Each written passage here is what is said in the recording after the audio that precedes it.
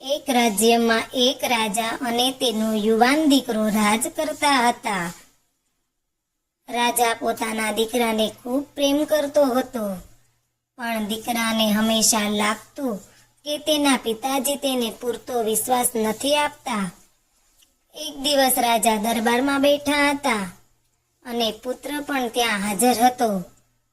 અચાનક રાજાએ પોતાના દીકરાને કહ્યું, દીકરા, આ સામે પહાડ જોઈ રહ્યો છે?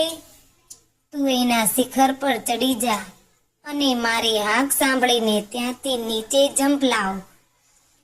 આ સાંભળીને આખો દરબાર સ્તબ્ધ થઈ ગયો.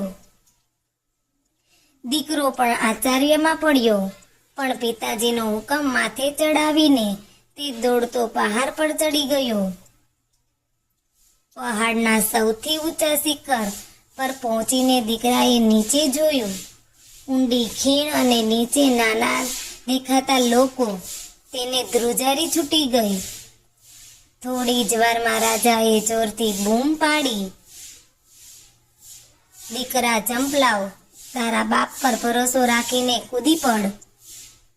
દીકરાએ એક ક્ષણ વિચાર્યું, મારા પિતા ક્યારેય મારું બુરું ન ઈચ્છે.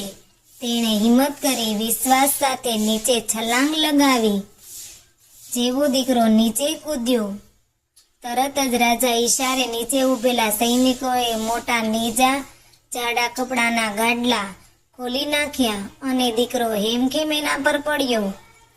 દીકરો નીચે આવ્યો અને રાજાએ તેને ભેટી પડતા કહ્યું, જો દીકરા, આજે તે શીખ્યું કે ભરોસો કોને કહેવાય. દુનિયામાં તારા સગા બાપ સિવાય કોઈ એવી વ્યક્તિ નહીં હોય જે તને કૂદી પડ કહીને તેને બચાવવાની તૈયારી પહેલેથી જ કરી રાખે. હવે યાદ રાખજે, તારો બાપ ભલે તને ક્યારે કડક લાગે, પણ તેનો ભરોસો જ સૌથી સાચો હોય છે. બોધ. આ પ્રસંગ આપણને શીખવે છે કે પિતાનો પ્રેમ અને ભરોસો ઘણીવાર કડક નિર્ણયોની પાછળ છુપાયેલો હોય છે.